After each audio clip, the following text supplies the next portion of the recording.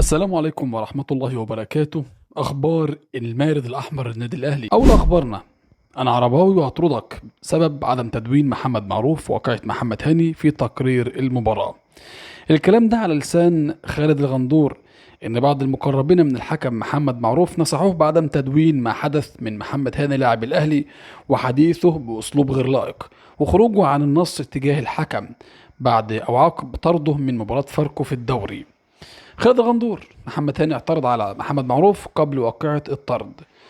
تصريحات تلفزيونية كانت لخالد الغندور، قال إن محمد هاني اعترض على الحكم قبل واقعة طرده، ورد عليه الأخير وقال له بلاش الاعتراض، ده أنا عرباوي هطردك. وأوضح: عندما تحدث الحكم مع بعض المقربين منه بعد المباراة نصحوه بعدم كتابة هذه التفاصيل في التقرير، لأنه قد يتعرض للإيقاف والحرمان من إدارة مباراة لفترة طويلة بسبب جملة أنا عرباوي، لأن هذه الجملة لا يصح أن تصدر من حكم دولي ولا تتماشى مع الرياضة وكرة القدم. وأكد الغندور: معروف استجاب لنصيحة المقربين منهم بعد علمه بطلب الأهلي الاستماع لما دار بينه وبين محمد هاني من خلال سماعات غرفة الفيديو طوال اللقاء. ونوه الغندور كمان إلى أن محمد معروف بعد إطلاق صافرته بنهاية المباراة أبلغ المراقب سمير جودة بأنه سيكتب ما حدث من محمد هاني في التقرير بشكل تفصيلي، لكنه تراجع بعد نصيحة المقربين منه.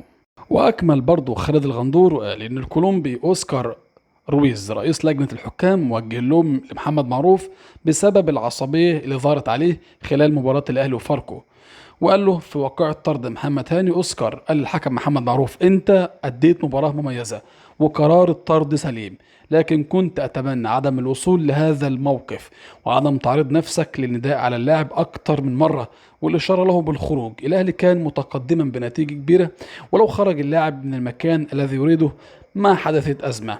أوسكار رويز بشكل عام أشاد بأداء محمد معروف في مباراة الأهلي وفاركو حتى في قرار طرده لهاني، لكنه تحفظ على عصبية الحكم وتوتره وإصراره على أن يخرج لاعب الأهلي من مكان معين بحجة عدم تضييع الوقت. مدرب الأهلي يكشف حقيقة غضب الشناوي من جلوسه احتياطي وموقف إمام عاشور. قال الكابتن عماد النحاس المدرب العام بالنادي الأهلي عن موقف محمد الشناوي من جلوسه احتياطي خلال الفترة الأخيرة في ظل تواجد مصطفى شوبير كحارس أساسي. عماد النحاس: محمد الشناوي قائد كبير وتاريخ للأهلي. النحاس في تصريحات تلفزيونية: الشناوي قائد تاريخي للأهلي ومنتخب مصر، ولا توجد لديه أزمة في مشاركته أو مشاركة شوبير قصدي، وكل ما يقال عن وجود أزمات بين الثنائي ليس له أساس من الصحة. مدرب الأهلي أكمل كلامه: محظوظون أننا نمتلك أفضل حراس مرمى في مصر، الشناوي ومصطفى شوبير. أما بالنسبة لإمام عاشور يشارك في جزء من تدريبات الكرة. وعن تعافي عاشور أوضح النحاس: اللاعب شارك اليوم في جزء من تدريبات الكرة عنده شغف كبير إنه يكون متواجد بشكل سريع، لكن أهم حاجة نطمن من الناحية الطبية ودي اطمنا عليها، وحاليا بيجهز بشكل بدني وتأهيلي، واليوم كانت بداية مبشرة إنه يكون موجود معنا في الفترة القادمة. بعد رفض عرض لانس الفرنسي، الأهلي يعقد جلسة مع ديانج لتجديد عقده. قال مصدر من داخل الأهلي إنه تم عقد جلسة مع أليو ديانج لاعب النادي خلال فترة التوقف الدولي لبحث ملف تجديد عقده الذي ينقضي بنهاية الموسم الجاري. الأهلي يعقد جلسة مع ديانج لتجديد عقده.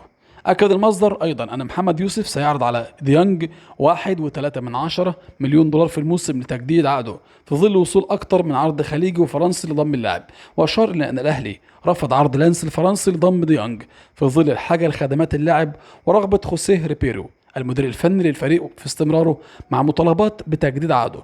وفرض ريبيرو حملا بدنيا شاقا على اللاعبين وأقام التدريب على فترتين اليوم، بدأت الأولى في الساعة 10:30 صباحا بتأهيل اللاعبين في صالة الجيم، وبدأت الأخرى في تمام الساعة 5 مساء، ويركز خلاله على الجوانب الخططية والفنية للاعبين. قرار جديد بشأن مباراة الأهلي وبيراميدز ومصير نجم الزمالك. تلقى نادي بيراميدز اختارا من رابطة الأندية المحترفة بشأن نقل مباراة الفريق أمام الأهلي في الدوري إلى استاد السلام بدلا من إقامته على استاد القاهرة المحدد له يوم 30 أغسطس الجاري.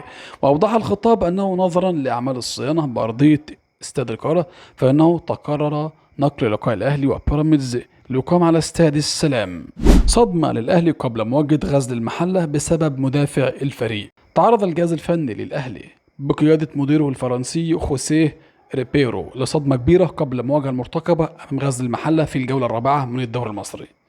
الأهلي بيستعد لمواجهة غزل المحلة في 9 مساء يوم الاثنين القادم ضمن منافسات الجولة الرابعة من الدوري.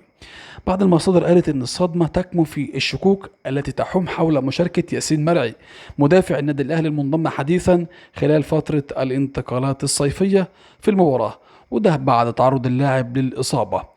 يعاني ياسين مرعي من الإصابة بشد على مستوى العضلة الخلفية، وخضع اللاعب لعدة فحوصات طبية وأشعة لمعرفة حجم الإصابة. في الختام لا تنسوا الصلاة على الحبيب محمد، اللهم صل وسلم وبارك على نبينا محمد، وأشوفكم مع أخبار تانية عن المارد الأحمر. لا تنسوا عمل لايك، والسلام عليكم ورحمة الله وبركاته.